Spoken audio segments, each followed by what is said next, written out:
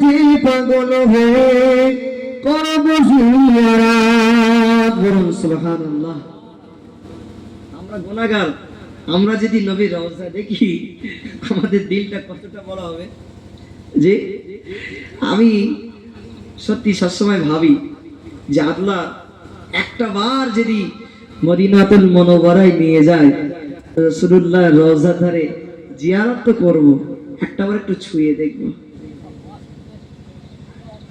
যে একটাবার একটু ছুঁয়ে দেখব, যদি আল্লাহ ভাগ্যে নসিবে দেয় তো আপনারা দোয়া করবেন, আমিও আপনাদের জন্য দোয়া করি আল্লাহ যেন আপনাদেরকেও নিয়ে যায়। সত্যি আমার অনেক আশা, ছোট্টবেলা থেকে আশা, একটাবার ছুঁয়ে দেখব। কবি বলছে, আমি দেখিব সেদিন নবী তোমার রওজা মুবারক, আরে আনন্দিতে পাগল হয়ে করব জিয়ারত, তোমার রওজা ধরে দেব চুমা, তোমার রওজা ধরে দেব চুমা, তোমার রওজা ধরে দেব চুমা, শুনবো না বানা দেখিব কবে ওই মঞ্জর গুলজারে মদিনা, দেখিব কবে ওই মঞ্জর গুলজারে মদিনা, গুলজারে মদিনা, গুলজারে মদিনা, গুলজারে মদিনা, গুলজারে মদিনা, খতমে রসুল ফখরে ইমাম শাহে মদিনা, খতমে রসুল ফখরে ইমাম শাহে মদিনা, দেখিব কবে ওই মঞ্জর গুলজারে মদিনা, দেখিব কবে ওই মঞ্জর গুলজারে মদিনা। আল্লাহুম্মা সাল্লি আলা মুহাব্বতে পড়েন না, ওয়া আলা আলি সাইয়্যিদিনা। আমি দেখিব খুঁজে তাই ফেরেশে রক্ত মাখা দুলা, আর চোখের পানিতে ধুয়ে দেব রক্তের ডালা। সুবহানাল্লাহ। তায়েফের নবীর ঘটনা বলছিলাম না, তো সেই রক্ত, নবীর রক্ত যদি দেখতাম আমরা চোখের পানিটা ধরে রাখতে পারতাম। জি হাজী সাহেব বাবু আছেন, মদিনা শরীফে গিয়ে চোখের পানিটা ধরে রাখতে পেরেছেন, তাহলে নবীর রক্ত দেখলে আমরা ধরে রাখতে পারতাম। তাই বলছে আমি যেদিন গিয়ে নবীর রওজার ওই তায়েফের রক্ত মাখা ধুলাটা দেখতাম, তাহলে চোখের পানিতে সব ধুয়ে দিতাম। বলুন সুবহানাল্লাহ। আমি দেখিব খুঁজে তায়েফের সেই রক্ত মাখা ধুলা, আর চোখের পানিতে ধুয়ে দেব রক্তের ডালা। আমি ভারত হতে কান্দি তোমার, আমি ভারত হতে কান্দি তোমার আশিকি দিওয়ানা, দেখিব কবে ওই মঞ্জর গুলজারে মদিনা, দেখিব কবে ওই মঞ্জর গুলজারে মদিনা, গুলজারে মদিনা, গুলজারে মদিনা, গুলজারে মদিনা, গুলজারে মদিনা, খতমে রসুল ফখরে ইমাম শাহে মদিনা, দেখিব কবে ওই মঞ্জর গুলজারে মদিনা। আমি দেখিব সেদিন তায়েফের সেই রক্ত মাখা দুলা, আর চোখের পানিতে ধুয়ে দেব রক্তের ডালা। আমি ভারত হতে কান্দি তোমার আশিক দিওয়ানা, দেখিব কবে ওই মঞ্জর গুলজারে মদিনা, দেখিব কবে ওই মঞ্জর গুলজারে মদিনা। আল্লাহুম্মা সাল্লি আলা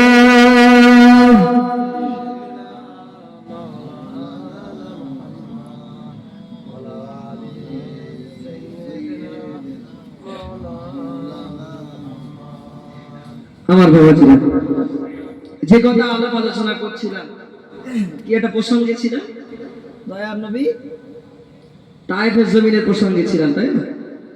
তো আলহামদুলিল্লাহ দয়ার নবী আমার তায়েফের জমিনে এত কষ্ট পাওয়ার পরেও তিনি দাওয়াত দেওয়া ছাড়েননি, কিন্তু ইসলামের দাওয়াত একের পর এক দিয়ে গেলেন। এক সময় তায়েফের জমিন থেকে ফিরে আসার পরে আবার একটা বদরের জমিন বলে একটা জায়গা আছে, যেখানে যুদ্ধ হয়েছে। বদরের জমিনে আমার নবী, দয়ার নবী দাঁত মোবারক গুলো সব পড়ে গিয়েছিলেন। সেটাও আবু জেহেলের সঙ্গে যুদ্ধ ছিল। আচ্ছা, আবু জেহেল নবী পাক সাল্লাল্লাহু আলাইহি ওয়াসাল্লামের কি ছিল বলেন দি? চাচা। চাচা ভাইপোর বিরুদ্ধে যুদ্ধ করছে। কত কষ্ট বলেন তো। আমার আব্বা যদি আমার বিরুদ্ধে যুদ্ধ করে, বলেন তো আমি কত কষ্ট পাবো।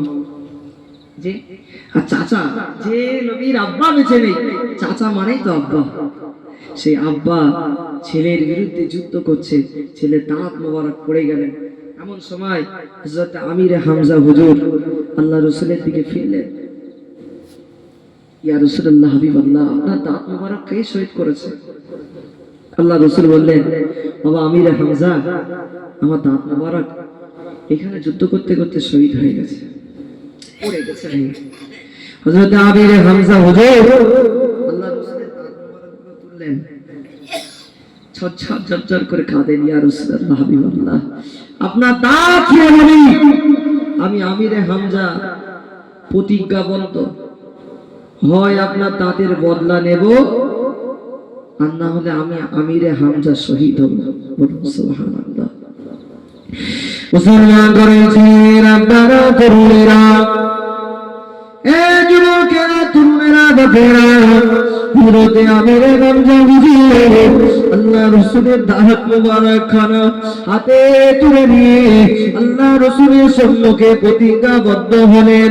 ইয়া রাসূলুল্লাহ, ইয়া হাবিবাল্লাহ, হুজুর আমি আপনার দাঁত ছুঁয়ে প্রতিজ্ঞাবদ্ধ হলাম, আল্লাহ রাসূলের সম্মুখে হলে হয় আপনার দাঁতের বদলাটা নেব, আর না হলে আমি আমির হামজা শহীদ হয়ে যাব। আল্লাহ নবী বলে, না না না না, আমির হামজা তুমি যেও না, ওরা বড্ড বদমাইশ, ওরা খারাপ, তোমাকে হত্যা করে ফেলবে। ইয়া রাসূলুল্লাহ, হাবিবাল্লাহ, আমার রাসূলের দাঁত মোবারক শহীদ হয়েছে, আমি আমির হামজা আমিও শহীদ হয়ে যাব, আমি আর পৃথিবী জমিনে বেঁচে থাকতে চাই না, আমি আমির হামজা আমি শহীদ হয়ে যাব। আল্লাহ রাসূলের সম্মুখে থেকে হযরত আমির হামজা হুজুর আল্লাহ রাসূলের সম্মুখে থেকে চলে গেলেন। আল্লাহ পাকের নবী বললেন যে ওরা আমির হামজা কথা শুনলেন না। হযরত আমির হামজা হুজুর চলে গেলেন, পাগলের মতো ঝরঝর ঝরঝর করে কাঁদতে কাঁদতে ওই আবু জেহেলের সম্মুখে গিয়ে বলে, ও আবু জেহেল, তোমার কোন লোকটা আছে? আমার নবী দয়াল নবী তার মোবারক কানা ভেঙে দিয়েছে, তাকে আমার সম্মুখে ডেকে দাও, আমি আমির হামজা তার সঙ্গে যুদ্ধ করতে চাই। ওই সময় আবু জেহেলের দলের লোকেরা আমির হামজা হুজুরকে মারার জন্য চতুর্দিক থেকে ঘিরে ধরলেন। আমির হামজা হুজুর আল্লাহ রাসূলের প্রতিজ্ঞাবদ্ধ হয়েছিলেন, তিনি ভয়ে পিছু পা হননি, তিনি ভয়ে পিছু পা না হয়ে আল্লাহ নবীর সম্মানকে ইজ্জতকে বাঁচানোর জন্য হযরত আমির হামজা হুজুর কাফেরদের সঙ্গে যুদ্ধের ভিতরে জড়িয়ে গেলেন। এমন সময় যুদ্ধ করতে করতে কাফেরদের হাতে বন্দী হয়ে গেলেন। আমির হামজা হুজুর কাফেরদের হাতে যখন ধরা পড়ে গেলেন, আল্লাহ রাসূলের কানে খবর চলে আসে, ইয়া রাসূলুল্লাহ, ইয়া হাবিবাল্লাহ, হুজুর আপনার আমির হামজা, আপনার সেনাপতি ওই কাফেরদের হাতে বন্দী হয়ে গিয়েছেন। আল্লাহ রাসূল বললেন, কাফেরদের হাতে বন্দী হয়েছেন? আমি আমির হামজাকে যেতে নিষেধ করেছিলাম, আমির হামজা তো শুনলো না, চলে গেল, আমার সেই কাফেরদের হাতেই বন্দী হয়ে গেল। আল্লাহ রাসূল তখন বড় চিন্তিত হয়ে গেলেন, আল্লাহ কি করব? আল্লাহ আল্লাহ আপনি ছাড়া বাঁচানোর কেউ নেই। আল্লাহর কাছে কাঁদতে থাকলেন, রব্বিল আলামিন, ও রব্বিল আলামিন, আপনি আমার আমির হামজা হামজাকে বাঁচিয়ে না। আমি রাসূলুল্লাহ, আমি হাবিবুল্লাহ, আমি আমিরে হামজাকে বড় ভালোবাসি। আল্লাহ রাসূল আল্লাহর কাছে দুটো হাত করে কাঁদতে থাকে। আল্লাহ রাসূল কাঁদতে কাঁদতে ওই উহুদের ময়দানে আল্লাহ রাসূল বসে বলে সিজদায় পড়ে কাঁদে, ইয়া রাব্বি আল্লাহ, ইয়া রাব্বি আল্লাহ, আল্লাহ পাক আমার আমিরে হামজাকে আল্লাহ আপনি ফিরিয়ে এনে দেন, আল্লাহ আপনি ফিরিয়ে এনে দেওয়ার ব্যবস্থা করে দেন। ও রাব্বিল আলামিন, আল্লাহ আমার আমিরে হামজাকে ওরা বড় কষ্ট দেবে, আমি রাসূলুল্লাহ, আমি হাবিবুল্লাহ সহ্য করতে পারবো না। আল্লাহ রাসূল বলছে, আল্লাহ আমার আমিরে হামজাকে, আল্লাহ রাসূল আমিরে হামজাকে প্রচন্ড ভালোবাসতেন। আল্লাহ রাসূলের একজন জামাতার নাম আমিরে হামজা হুজুর। উনি ছিলেন সেনাপতি, বীর যোদ্ধা, বিশাল পালোয়ান। তো ওই আমিরে হামজা হুজুরকে আল্লাহ রাসূল বিশাল ভালোবাসতেন। কারণ একা আমিরে হামজা হুজুর 100 আপনার কাফেরদেরকে ধ্বংস করে দেওয়ার ক্ষমতা রাখতেন, এত যোদ্ধা ছিলেন। তো বাবাজি, আপনারা যারা বসে আছেন ভালো করে শুনবেন আমার কথাটা। আমিরে হামজা হুজুরকে যখন কাফেররা ধরে কি কষ্ট দেওয়া, আল্লাহ এই যে লোহার পাইপ বলে, আমাদের লোহা বলে, লোহাটা দাঁড় করিয়েছে, পুঁতেছে লোহাটা, পুঁতে উঁচু করে দাঁড় করিয়ে আমিরে হামজা হুজুরকে তুলেছে। তোলার পরে আবু জেহেল আবার দেখছে লোহার মাথাটা ভোঁতা আছে না ধার আছে। জি, আবু জেহেল দেখছে লোহার মাথাটা ভোঁতা না ধার। যখন দেখছে লোহার মাথাটা ভোঁতা মতন আছে, আবু জেহেল যখন বললে, এই যাও ওই লোহাটা ধার দিয়ে নিয়ে আসো। আমিরে হামজা হুজুর তখন চচ্চর করে কাঁদে, আমাকে না কত কষ্ট দেবে, রাসূলুল্লাহ আসতে নিষেধ করেছিল, আমি আসলাম আর এরা আমাকে কত কষ্ট দেবে। আল্লাহ রাসূলের দিকে তাকিয়ে আল্লাহ রাসূল, যুদ্ধটা এমন হতো, ধরেন বদরের ময়দানটা বড় ময়দান, ময়দানের এক প্রান্তে ওরা থাকবে, এক প্রান্তে এরা থাকবে, এমন যুদ্ধ হতো। তো আল্লাহ রাসূলের ওই তাঁবুর দিকে ফিরে আমিরে হামজা হুজুর চচ্চর করে কাঁদে, ইয়া রাসূলুল্লাহ, হাবিবাল্লাহ, আপনার সঙ্গে আমার আর দেখা হবে না। মুসলমানের ছেলেরা, হে নবীর উম্মতিরা, আমিরে হামজা হুজুরকে যখন কাফেররা ধরে রাখলে, কাফেরদের সর্দার আবু জেহেল বলে, যাও ওই লোহার পাথরটা, ওই লোহাটাকে তুমি দেখো লোহার মাথাটা ধার আছে কিনা। হে যুবকেরা, চুরিরা, বাপেরা, ওই লোহার মাথাটা ধার করে আমিরে হামজা হুজুরকে ওই লোহার উপরে বসিয়ে দিলেন। বাথরুমে দাঁত দিয়ে ওই লোহাটা ঢুকে যায়, বাথরুমে দাঁত দিয়ে লোহাটা ঢুকতে গাল দিয়ে বার হয়ে গেল। আমিরে হামজা হুজুর চিৎকার করতে শহীদ হয়ে গেলেন। ইয়া রাসূলুল্লাহ, ইয়া হাবিবাল্লাহ, আপনার সঙ্গে আমি আমিরে হামজা আমার দেখা হলো না। ইয়া রাসূলুল্লাহ, হাবিবাল্লাহ, আপনি আমার জন্য দোয়া করেন। এমন করে চিৎকার করতে আমিরে হামজা হুজুরের মন থেকে ওই লোহাটা বার হয়ে গেল। আর কাফেররা তখন খুশি হয়ে গেল, কাফেররা তখন রাজি হয়ে গেল। আর একজন নবীর সরোয়ারকে মেরে দিতে পেরেছি, একজন নবীর গোলামকে মেরে দিতে পেরেছি। কাফেররা খুশি হয়ে আনন্দিত হয়ে সবাই মিলে তখন সারাটা পান করতে থাকে। সারাপ পান করছে, আমরা বলি মদ পান করা, আর তখন ছিল সারাপ পান করা। আমিরা হামজা হুজুরকে কি কষ্ট দিয়ে মেরেছে। বাথরুমে আমরা যখন বাথরুম করি, জি বাবু আমার দিকে ফেরেন সকলে, আমরা যখন বাথরুম করি ওই বাথরুমের একটা দাঁত থাকে, ওই বাথরুমের দাঁত দিয়ে রডটাকে ঢুকিয়ে দিল, আর উপর থেকে আস্তে আস্তে চাপ দিতে থাকলো, চাপ দিতে পেটের ভিতর থেকে আস্তে আস্তে মোটা রডটা মুখ দিয়ে বার হলেন। আমিরে হামজা হুজুরকে এতটা কষ্ট, কাফেররা মারার পরে যখন দেখছে ওই রডের উপরে আমিরে হামজার গাল দিয়ে ওই লোহাটা বার হয়ে গিয়েছে, তখন কাফেররা বলছে, হ্যাঁ ঠিক আছে, চলো সারাপ পান করবে। সারাপ পান করবে, কি দিয়ে পান করবে? সারাপটা যখন পান করবে, আবার আমিরে হামজা হুজুরকে নিচে জমিনে ফেলে দিলেন। ফেলে দিয়ে আবু জেহেলের একজন সৈনিক এসে কি করলেন, বুক থেকে চিরতে থাকলেন, ছুরি দিয়ে তরোয়াল দিয়ে চিরলেন, চিরে আমিরে হামজা হুজুরের কলিজা খাওয়া বার করলেন। একটু বলুন না নাউজুবিল্লাহ। কলিজাখানা বার করলেন, কলিজাখানা বার করে ওই সারাপে এক গ্লাস করে সারাপ পান করে, আর কলিজা ওই কাঁচা কলিজা চিবিয়ে চিবিয়ে খায়। হ্যাঁ, ইসলামকে মিটিয়ে দিতে পেরেছি আমরা, এই নবী সৈনিককে মেরে দিতে পেরেছি বলে কলিজাটা চিবিয়ে চিবিয়ে চিবিয়ে চিবিয়ে খায়। আল্লাহ নবী যখন খবর পেয়ে গেলেন আমার আমির হামজাকে এতটা কষ্ট দিয়ে মেরেছে, আল্লাহ রাসূল তখন ছটছট করে কাঁদে। আল্লাহ, আপনার কাছে বলেছিলাম আল্লাহ, আল্লাহ আমার আমির হামজাকে এতটা কষ্ট দিয়ে মেরেছে। আল্লাহ রাসূল তখন কাঁদতে কাঁদতে আল্লাহ পাকের কাছে বলে, ও রাব্বিল আলামিন, আল্লাহ পাক আপনি অন্তত আমি আমার আমির হামজার লাশ মোবারকখানা আমি রাসূলুল্লাহ আমার চোখে দেখার মতন তৌফিক দান করেন। রাসূলুল্লাহ বলছে, আল্লাহ আপনি তো জীবিত দিলেন না, অন্তত লাশ মোবারকখানা একটু চোখে দেখা। আল্লাহ রাসূলের আরজি কিভাবে পূরণ হচ্ছে? আল্লাহ রাসূলের আরেকজন সৈনিক ছিলেন হযরত উমর ফারুক রাদিয়াল্লাহু তাআলা আনহু। হযরত উমর ফারুক উঠে দাঁড়িয়ে বললেন, ইয়া রাসূলুল্লাহ, হাবিবাল্লাহ, আপনি চিন্তা করেন না, আপনার আমিরে হামজা দেহ মোবারকখানা আমি উমর ফারুক আনতে যাব। বলুন সুবহানাল্লাহ। কত সাহস দেখেছেন? ওনাদের নাম ছিল সাহাবা, আর আমরা উম্মাহ। সত্যি কথা বলতে সাহাবাদের থেকে মর্যাদা কিন্তু আমাদের বেশি। বিশ্বাস করেন, আল্লাহ রাসূল বলেছেন যে সাহাবা তোমাদের থেকে মর্যাদা বেশি আমার উম্মতের, কারণ তারা আমার উম্মত হতে পেরেছে, এই জন্য তাদের মর্যাদা বেশি, আমার আল্লাহ বেশি করে দিয়েছে, উচ্চ মাকাম দিয়েছে। কারণ সাহাবা তোমরা যদি কোনো অন্যায় করো, পাপ কাজ করো, তোমাদের অনেক কষ্ট করতে হয় ক্ষমা চাওয়ার জন্য, আর আমার উম্মতেরা একবার বলবে আস্তাগফিরুল্লাহ।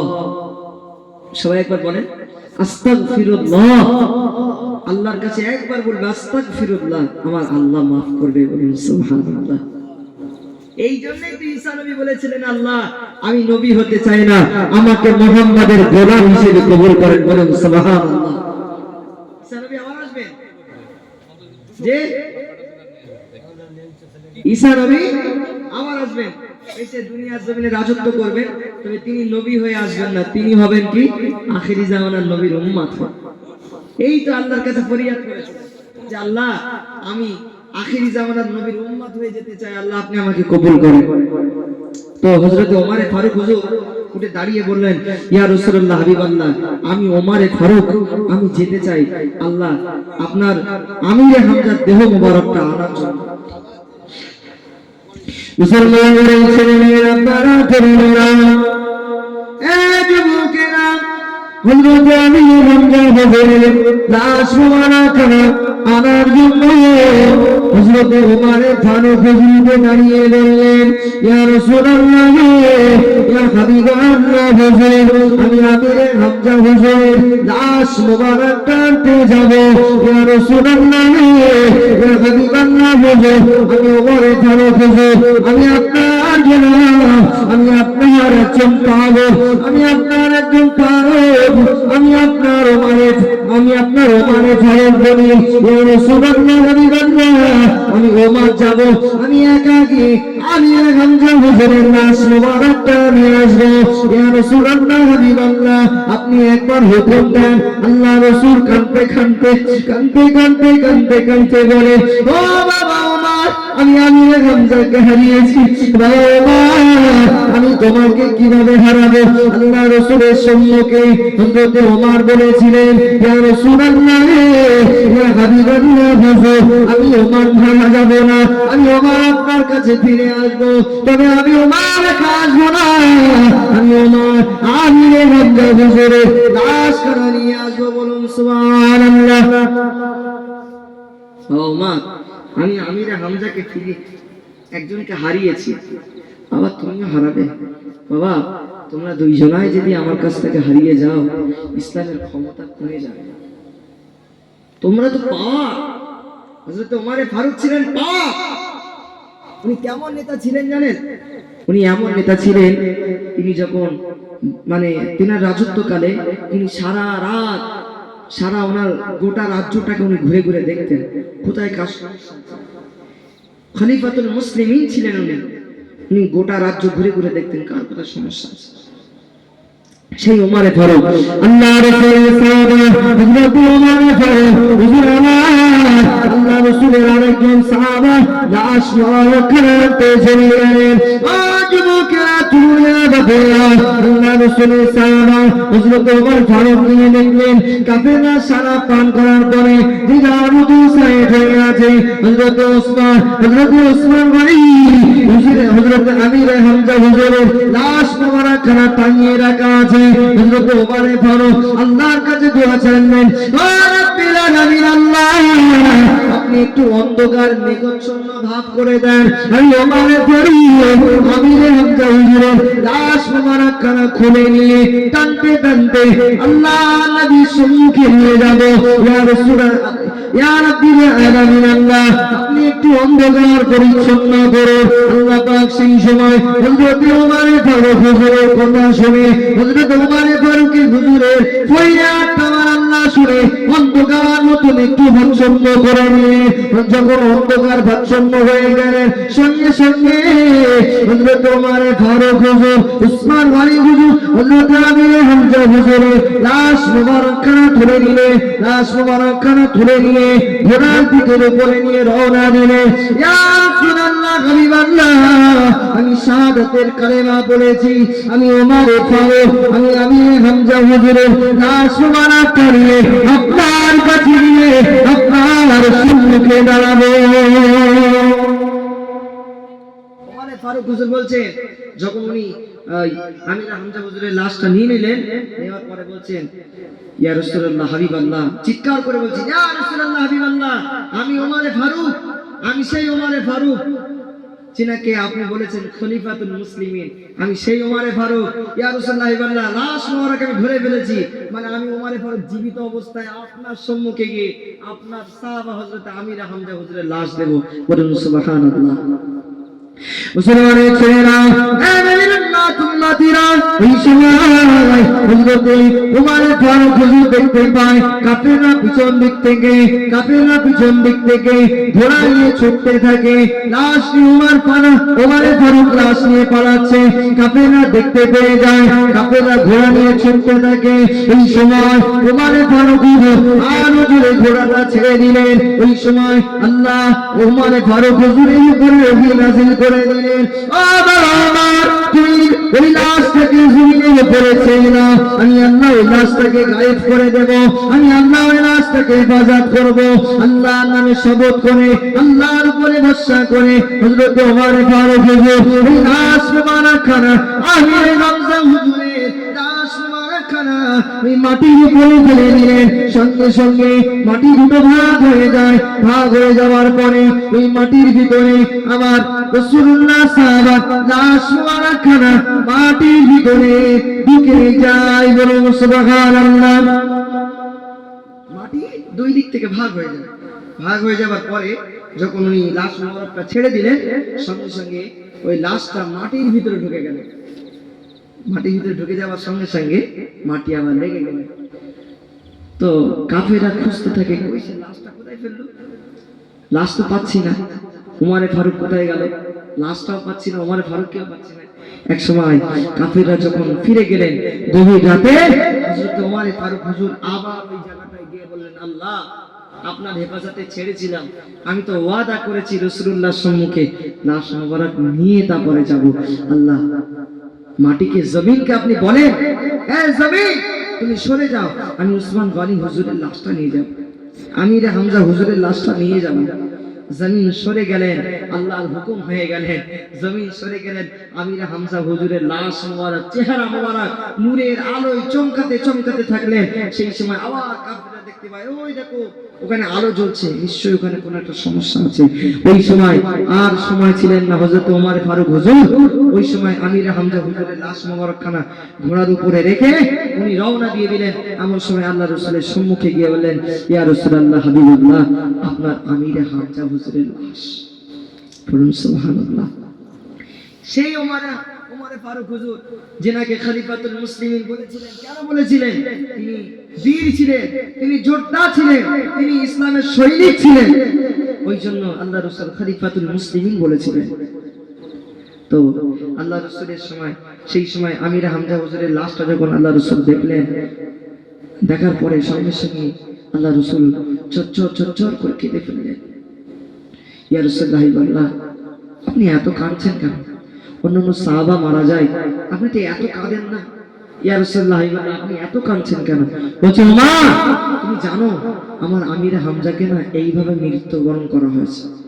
ওমা বাথরুমে দাঁত দিয়ে রড ঢুকিয়ে তাকে গাল দিয়ে রড বার করে, এবং তার কলিজাখানা, দেখো বুকের ভিতরে কলিজাখানা নেই, তার কলিজাখানা বার করে চিবিয়ে চিবিয়ে খেয়েছে আর সারা পান করেছে। আমি রাসূল সহ্য করতে পারছি না ওমা, আমি এই জন্য আমি রাসূলুল্লাহ বেশি কাঁদছি। হযরত ওমর ফারুক বললেন, ইয়া রাসূলুল্লাহ হাবিবাল্লাহ, আপনি একটু দোয়া করেন, আপনি কাঁদেন না।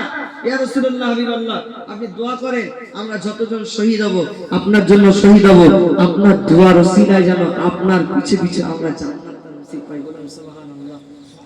সেই নবীর মজলিস হচ্ছে বাবা, সাহাবা হুজুররা আল্লাহ রাসূলের কাছ থেকে দোয়া চাইতেন, আর আমরা সেই নবীর সৌভাগ্য এত, আল্লাহ রাসূল বললেন আমার কথা আলোচনা হলে আমি রাসূলুল্লাহ সেখানে থাকি, এবং সেখানে যতজন বসে থাকেন সকলকে আমি রাসূলুল্লাহ আমার মন থেকে তাদের দোয়া করি। বলুন সুবহানাল্লাহ। সেই খলিফাতুল মুসলিমিনের কথা বলে একটু, হযরত ওমর ফারুক রাদিয়াল্লাহু তাআলা আনহু, তিনি এমন একজন বাদশা ছিলেন, এমন একজন নবী প্রেমিক ছিলেন, তিনার আদর্শ ছিলেন এমন যে উনি সারা রাত্রি ধরে ওনার রাজত্ব, মানে যত এলাকা আছে ওই এলাকায় ঘুরে ঘুরে বেড়াতেন, কার বাড়ি কোন সমস্যা আছে দেখতেন।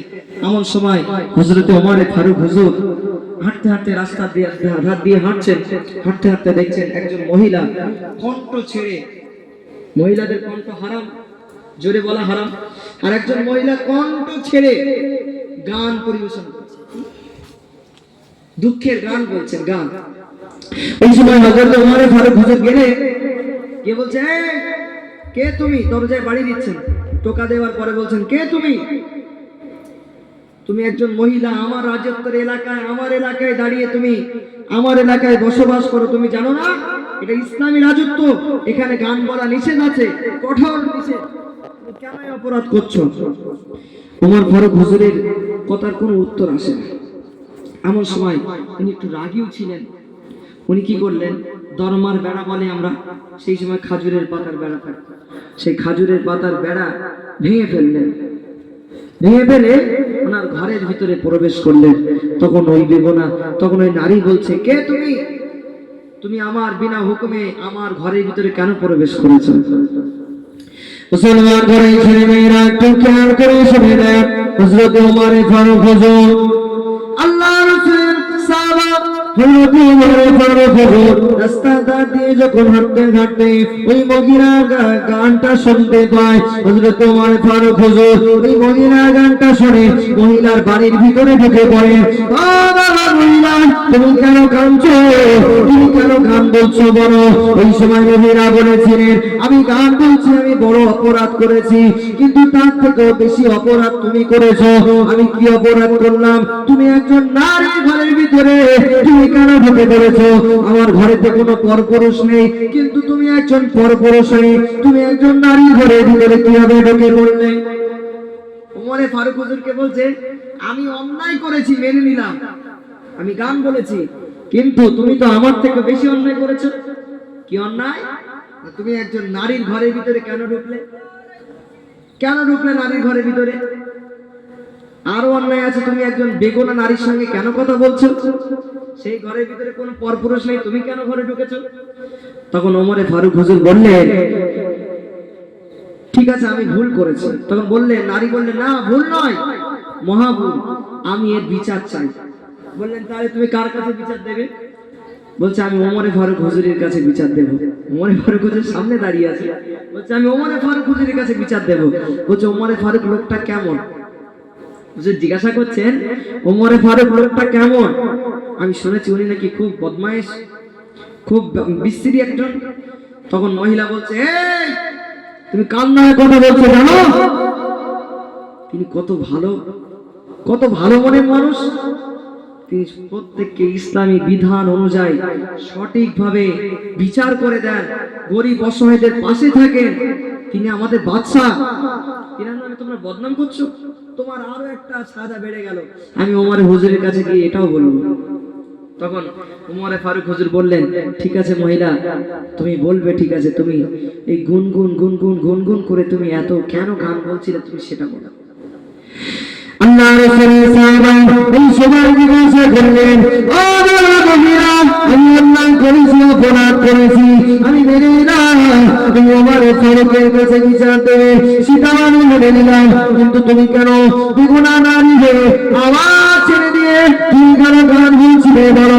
এই সময় নারীটা বলেছিল, ও বড় ভাই শোনো শোনো, ও ভাই গান শোনো শোনো, আমি বেগুনা নারী হতে পারি, আমি গান বলছি, এটা সত্য কথা, কিন্তু তুমি জানো না আমার মনের ভিতরে অনেক কষ্ট আছে। কি কষ্ট আছে বলো, আমি একটু সলভ করতে পারি কি দেখি। এই সময় নারী বলেছিল, তুমি আমার কথা কষ্টটা সহ্য করতে পারবে না। এই নারীর কথাটা শুনলে উমরে ফারুক হুজুরের সঙ্গে এই নারীটা বলতে থাকে, ও ভাইজান শুনে নাও, শুনে নাও, আমি বেগুনা নারী, এই কারণে কাঁদি, আমার বিয়ে হয়েছে মাত্র 4 দিন। 4 দিন পরে উমরে ফারুক হুজুরের লোকজন এসে, সেনা সৈনিক এসে আমার স্বামীকে ধরে নিয়ে চলে গেলেন। আমার স্বামী উমরে ফারুকের রাজত্ব পাহারা দেয়। আমি 4 দিনের বিবাহিত স্ত্রী, আজ পর্যন্ত আজ 1 বছর কেটে গেল, আমি আমার স্বামীর মুখটা দেখি না। ওই জন্য আমি একজন নারী হয়ে আমি তো রাত্রে গুনগুন গুনগুন করে কাঁদতে থেকেছি। নারীটা কিসের জন্য কাঁদে? বাবাজি আমার কথা শুনছেন?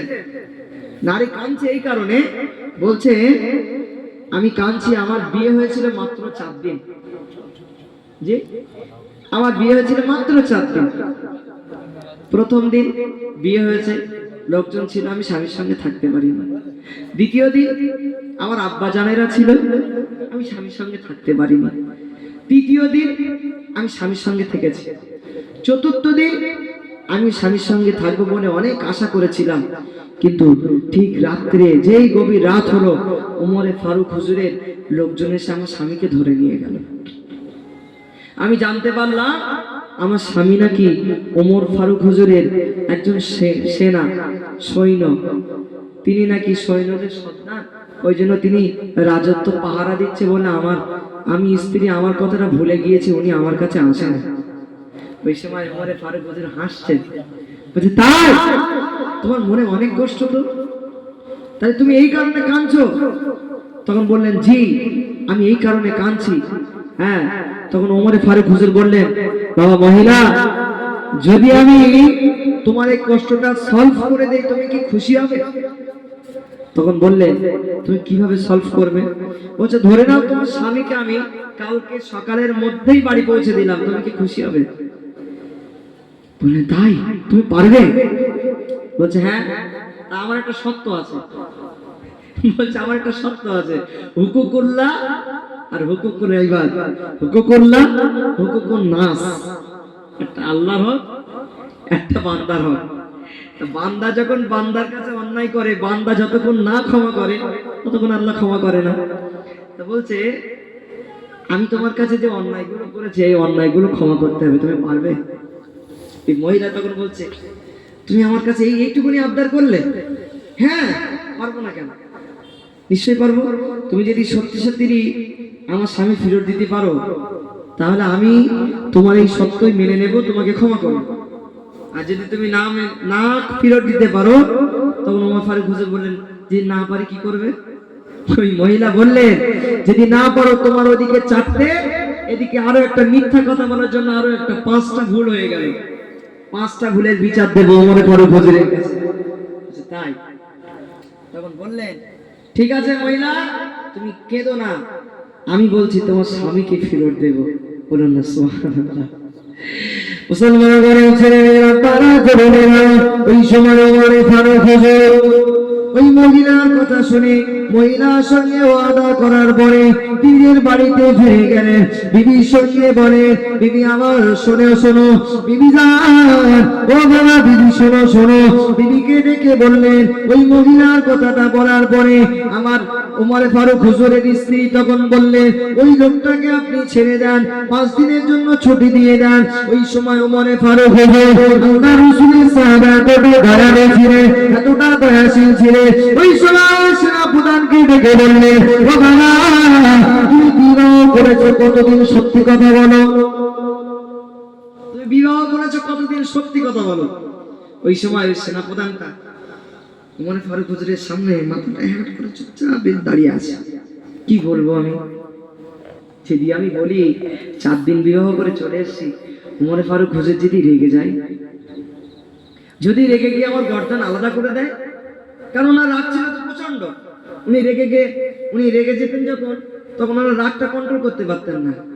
আর যদি ওনার সামনে কোনো কাফের থাকতো, তো উনি মোটামুটি মৃত্যু আর কাফের বেদি এটা যদি কোনো রকম ছলনা করতে ওনার সামনে, উনি গর্দান আউট করে দিতেন। গর্দান আউট করে দেবে, এমন রাগ ছিলেন ওনার কাছে, এত উনি রাগী ছিলেন। তো উনি ভাবছেন, আমি সেনাপ্রধান ঠিক আছে, উনি তো আমার ছাড়বে না, কি করি। বলছে, বলো, কোনো সমস্যা নেই, তুমি বলো না। সেনাপ্রধান তখন ঝরঝর করে কেঁদে ফেললেন। খলিফাতুল মুসলিমিন, কি বলবো, আমি বিয়ে যখন 4 দিন বয়স আমার বিয়ের, তখন আপনার এখানে চলে এসেছি। বলছে, তুমি তোমার বিবির খবর নিয়েছো? বলছে, এদিকে যুদ্ধ লাগছে, এদিকে সমস্যা হচ্ছে, আমি নানান কাজে ব্যস্ত, যার কারণে আমার বিবির কাছে আমি সংবাদ পাঠাতে পারিনি। বলছে, তোমার বিবি সংবাদ পাঠিয়েছে? বলছে, আমার বিবি যে কবার সংবাদ পাঠাতে গিয়েছে সে কবার আমি ব্যস্ততার কারণে পড়তে পারিনি। ওই সময় ওমর ফারুক হুজুর মিসকি মিসকি হেসে হেসে বললেন, তুমি কত বছর কাজ করছো? বলছে, খলিফাতুল মুসলিমিন, আমি দীর্ঘ 1 বছর যাবত কাজ করছি, এখন পর্যন্ত একদিনে বাড়ি যাইনি। তখন হুজুর আমার খুশি হয়ে বললেন, যাও, তোমার আজ থেকে আমি তোমার ডবল স্যালারি তোমাকে বাড়ি বসে দেব, এবং তুমি তোমার বিবাহিত স্ত্রীর কাছে চলে যাও, এখন তোমার পাহারা দিতে হবে না। বলুন সুবহানাল্লাহ। স্যালারি যা দিতে তার ডবল করে দিলেন, আবার বললেন এখন তোমার আর পাহারা দিতে হবে না, তুমি চলে যাও। রাসূল যেমন দয়ালু ছিলেন, রাসূলের সাহাবারাও দয়ালু ছিলেন। ওই সময় যখন ওমর ফারুক হুজুর ওই আপনার সেনাপ্রধানটাকে ছেড়ে দিলেন, সেনাপ্রধানটা বাড়ি যাওয়ার সঙ্গে সঙ্গে ওনার বিবি খুশি হয়ে হাসতে লাগলেন। বলছেন, তুমি বাড়িতে এসেছো। একটা বিবির কতটা আবেগ থাকে, সেই আবেগের বশে হিড়ি হিড়ি করে টেনে টেনে টেনে টেনে ওমর ফারুক হুজুরের সম্মুখে গিয়ে বললেন, হুজুর আপনি বড় দয়াশীল, বড় দয়ালু। হুজুর, একজন ব্যক্তির সঙ্গে আমার দেখা হয়েছিল, হুজুর আমার মুখটা ঢেকে আছে, হুজুর মুখ দেখায় না। বলছে, একজন ব্যক্তির সঙ্গে আমার দেখা হয়েছিল, এমন এমন অন্যায় করেছিল, হুজুর আমি মাফ করে দিয়েছি, আপনার বিচার করতে হবে না। যাক আলহামদুলিল্লাহ, আমি খুশি হয়েছে আপনি আমার স্বামীকে ঘরে দিয়েছেন। তখন ওমর ফারুক হুজুর মিসকে মিসকে হেসে ওনার মুখের থেকে কাপড়টা সরিয়ে বলছে, মহিলা, এই মানুষটা কি চিনতে পারছো তুমি? তখন মহিলা হতভম্ব হয়ে গেলেন, আপনি আপনি হুজুর আমার ভুল হয়ে গেছে। মহিলা তখন ভুল স্বীকার করছে, হুজুর আমার ভুল হয়ে গেছে, আপনার সঙ্গে বিয়াদবি করেছে, হুজুর আপনি আমাকে মাফ করেন। ওই সময় হযরত ওমর ফারুক হুজুর বলছেন, মাফ আমার কাছে নয়, আল্লাহর কাছে চাইতে হবে। আমি হলাম নবীর ওয়ারিস, আমি একজন নবীর সাহাবা, আমার কাছে মাফ চাও না, আমি গুনাহগার। যাও আল্লাহর কাছে মাফ চাও। আর আমি ওমর ফারুক কোনো দ্বিধাবোধ করিনি, আমি তোমাকে মাফই করে দিয়েছিলাম। তুমি তো নারী, মানে তোমার মায়ের সমতুল্য, নারী জাতটা হচ্ছে মায়ের জাত, তো তোমার উপরে কেন কষ্ট পাবো? এতটা দয়া দাক্ষিণ্য দেখিয়ে ওনার কোষাগার থেকে কিছু অর্থ দিয়ে স্বামী স্ত্রী দুজনার সংসার করার জন্য ওমর ফারুক হুজুর দিয়েছিলেন। তার নাম হচ্ছে ইসলাম, তার নাম হচ্ছে রাসূলের সাহাবা, তার নাম হচ্ছে রাসূলের সুন্নাত। বলুন সুবহানাল্লাহ। আজকে যে যতই বলুক যে রাসূলুল্লাহ ভুল পথে চালিয়েছেন, আম্মা জান আয়েশা সিদ্দিকার সাথে নাকি রাসূলুল্লাহ জিনা করেছেন, বলুন নাউজুবিল্লাহ। এই বিজেপি শাসিত রাজ্যে, মানে যেসব বিজেপি শাসিত যেসব রাজ্যগুলো আছে, ওইসব রাজ্য থেকে আওয়াজ করেছিল, জানেন? আমার থেকে প্রবীণ মানুষ আপনারা শুনেছেন না? কতজন বলেছিলেন নবী পাক সাল্লাল্লাহু নাকি আম্মাজান আয়েশা সিদ্দিকা হুজুরের সঙ্গে নাকি জিনা করেছেন। আস্তাগফিরুল্লাহ, আল্লাহ মাফ করেন। এই ধরনের কথাবার্তা যে নবীর চরিত্রটা ফুলের মতন পবিত্র সেই নবীর নামে লাগায় আল্লাহ। সত্যি কথা বলতে আমরা ইমানি একটু কমজোরি, যার কারণে আমরা ছেড়ে দিয়েছি এই জিনিসটাকে। সাহাবাগণ সময় মতো বিশ্বাস করেন, আমি আল্লাহর নামে কসম দিয়ে বলতে পারি, সাহাবা হুজুররা বিশেষ করে হযরত উমর ফারুক হুজুর ওই লোকটাকে ধরে যে বলেছে আমার রাসূল জিনাকারী, ওর ঘটনাটা আলাদা করে যে ওমর ফারুক হুজুর হলে ওর গর্দান আলাদা করে দিত। কি বলিস রে, আমার রাসূল জিনাকারী? আমার রাসূলের চরিত্র এতটা পবিত্র যে আমি ওমর ফারুক অন্যায়ের মৃত্যু ছিলাম, আমি ওমর ফারুক কাফের ছিলাম, বেঈমান ছিলাম, বেঈমান ছিলাম, আমি ওমর ফারুক রাসূলের গায়ে মরতে এসে রাসূলুল্লাহ মুখখানা দেখে দিওয়ানা হয়ে পাগল হয়ে রাসূলের হাতে হাত দিয়ে কলেমা পড়েছি। বলুন সুবহানাল্লাহ। তুই সেই নবীর নামে অপবাদ দিস মানে? বিশ্বাস করেন, আমরা যতই নবীর গোলাম গোলাম বলি না কেন, মুস্তাফার জন্য যতই দিন করি যা ঝাই কাটুক না কেন, আমার মনে হয় বর্তমান মুসলমানদের ইমানি জাজবা একটু কম আছে। না হলে আজকে ওই কি সরকার নাকি নাম বলছিলাম এক্ষুনি, অসীম সরকার, অসীম সরকার বলছে কোরআনে যত যা আছে সব ভুল ভুল, হ্যাঁ ইসলামটা মিথ্যা, ইসলামের আগে যে ধর্ম ছিল সেটাই সত্য, ইসলাম মারপিট হানাহানি সবকিছুকে পছন্দ করে। ওই অসীম সরকারের মতন যারা আজ পর্যন্ত এই পৃথিবীতে এই ভারতবর্ষের বুকে ঘুরে বেড়াচ্ছে, কারণ আমাদের মতন মুসলমানদের জজবাটা কম। ও যখন এটা বলেছে এই ভারতবর্ষের বুকে তীব্র তীব্র টাকার আলেম আছে, আলেমের দিন আছে, তারা তাকে নিয়ে বসে বৈঠক করে তাকে ভুল প্রমাণিত করে তাকে আজ পর্যন্ত জেলখানায় না দিয়ে বাইরে রেখে দিয়েছে।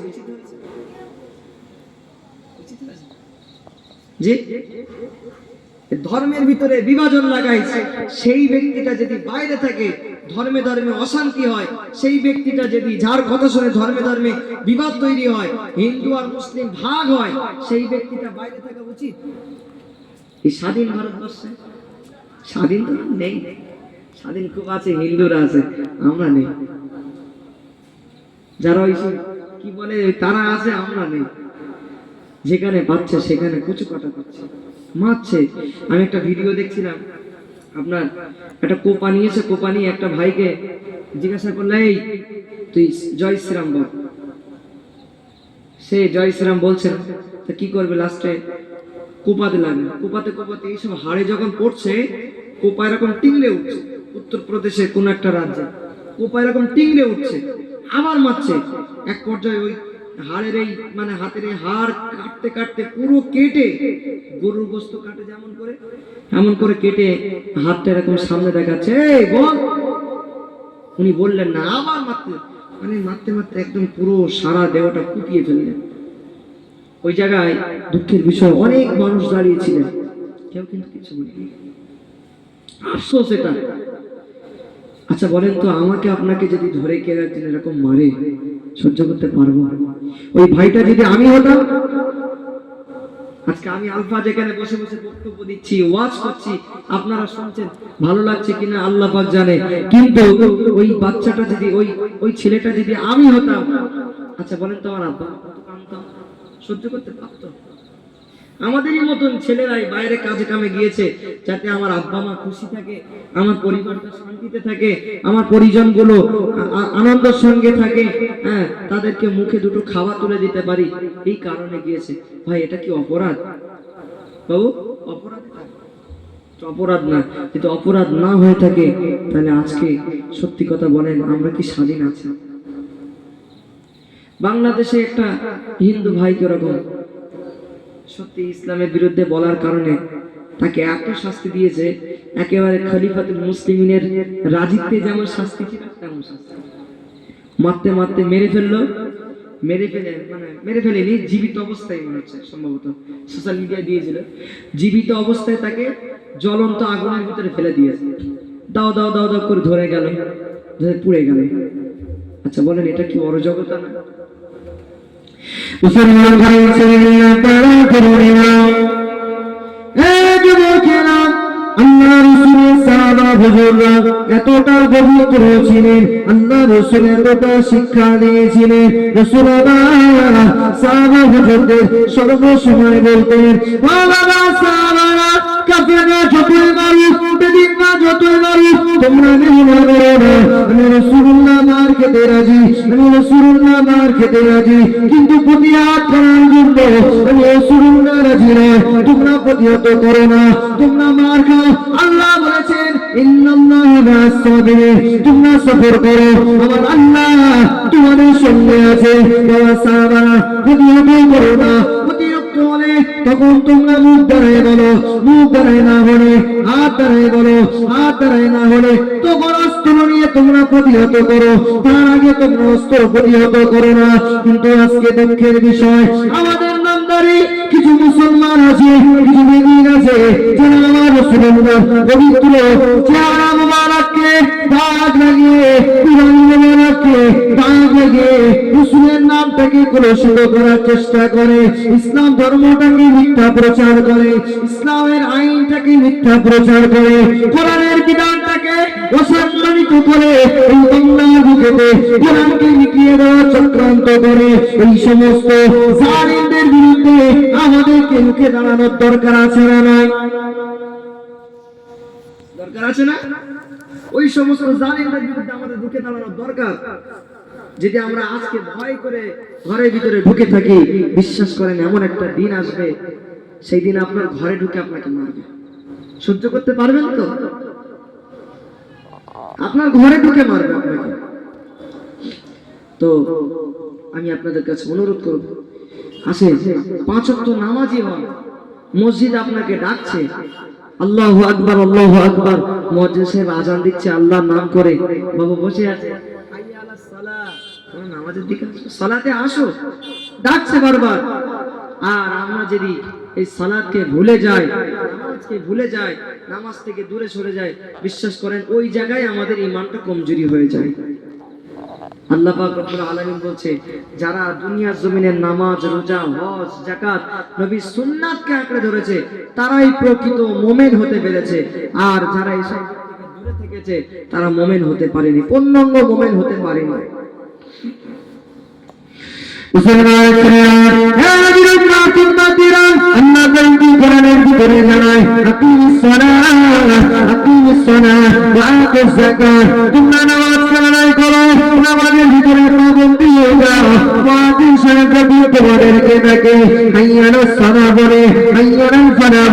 তোমরা চলে আসো, তোমরা কাতারে দাঁড়িয়ে পড়ো, তোমরা কাতারে দাঁড়িয়ে নামাজকে আদায় করো, নামাজকে আদায় করো, আল্লাহর হুকুমকে আদায় করো, আল্লাহর হাকামকে, বিধানকে মানো, আল্লাহর হুকুমকে সম্মান দাও।